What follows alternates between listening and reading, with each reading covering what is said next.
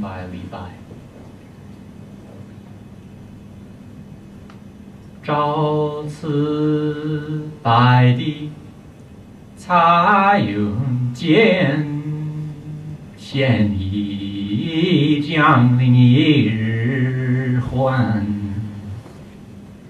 两岸猿声啼不住，应愁已过万重山。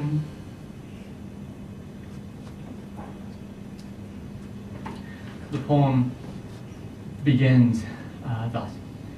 We leave the city of Baidi at dawn under multicolored clouds. The journey to the city of Jiangling is 1,000 miles, but we'll make it in one day. From both sides of the river, monkeys cry without ceasing. From our small boat, we have already passed 10,000 mountains. This evening, we have 4 American poets and 1 Chinese poet reading. I want to introduce each one of them individually, and each one will have about 15 minutes or so to read their poems. 1 poem for each will be translated by our visiting scholar, Yao Benbiao Yao, Professor Benbiao from Guangxi Shifan Daxue, or the teaching college of Guangxi. And so he will be producing the Chinese for 1 poem each. Oh, and you have your daughter here. I think Go will also read. Oh, great. Oh, wonderful. His assistant. Ah, great. Okay, so Go Lao Shi will also be participating. Wonderful, thank you. So I'm going to go ahead and begin right now with introducing our first poet, since we have a lot of reading to do. I'd like to begin with Steve, I think. He is the catalyst, cause to this effect of the reading. You've already heard him talking for about 5-10 minutes, feeling a bit voyeuristic as we enjoy the small talk from afar, while surrounded at the same time by the small talk. The poem I want to introduce is called Water Music.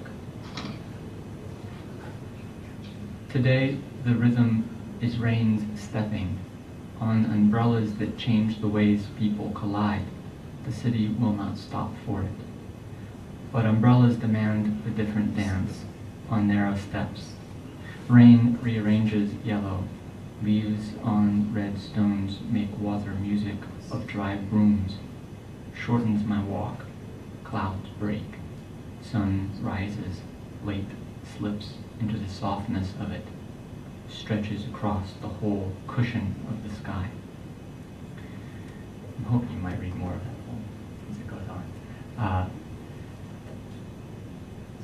This is a scholar of theology, comparative philosophy, teaches at the University of Chicago as well as Shenzhen University, or Shenda, in China, and has connections, deep connections to Oklahoma, as he's from the Panhandle. All the poets here don't have connections to Oklahoma necessarily, but several of them do, and he's one. He's our first reader, and please welcome to the University of Oklahoma for the first time, Steve.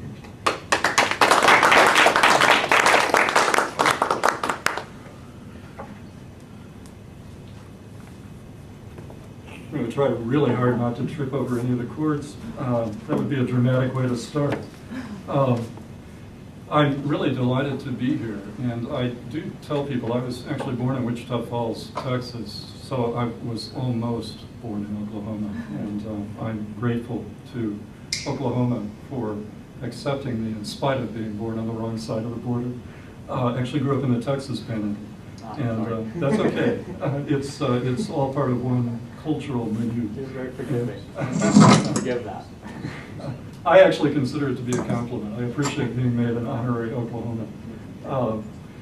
And I think the way to begin, since Jonathan asked me to continue with that poem, I actually wish he had continued with it. I was going to say you should just read my poems. I really enjoyed hearing that in your voice. But let me just go ahead and read the next 2 sections of Water Music. This is a poem that comes from a new collection called A Dim Sum of the Day Before. And all of these poems are set in China, mostly in Shenzhen, some in Macau and Hong Kong, all in the southern part of China, in Guangdong province. We're neighbors, as it turns out, Guangdong and Guangxi. Right. So let me finish this poem, the next two sections, then perhaps read the poem from the anthology so we can hear it in Chinese, and then read just a couple of more, okay? So it continues, you heard the beginning. After an hour of steady rain, each drop is a perfect circle moving in an instant on the surface of the water, seeking every other until it pauses, and a mirror rests on rust-red paving stones. Leaves fall with rain. Pools splash yellow when children jump in them. Brown, green, red, yellow waves ripple when each car passes. And in the end, they soak right through your skin. You feel what trees feel when they reach for rain on days like this, when every green thing is smiling. Now a poem from the collection Two Southwest, and Two Southwest it gathers poets from the southwest of China and from the southwest of the United States. It also gathers some images from a number of wonderful photographers in both places. And the idea to create this anthology actually began because we saw so many visual similarities between the two places, and also, of course, similarities in the poetry. The poem that I want to read has a nice Oklahoma connection, I think, although it's not set in Oklahoma. It's called Woody Guthrie Memorial Highway. I lived in Pampa, Texas for a while. And actually all of this is in the poem, so I won't say too much about it, but I lived in Pampa, Texas, where Woody Guthrie did live for a time. It's where the song "So Long It's Been Good to Know You" begins. That's where he's leaving when he sings that song.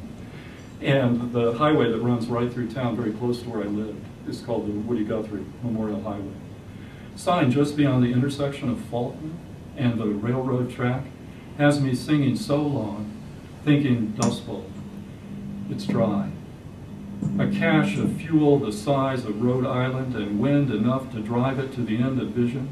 No wonder the cows don't move. They've seen nothing like it their whole lives and know there's nowhere to go. Just stand in wind, hold, offer.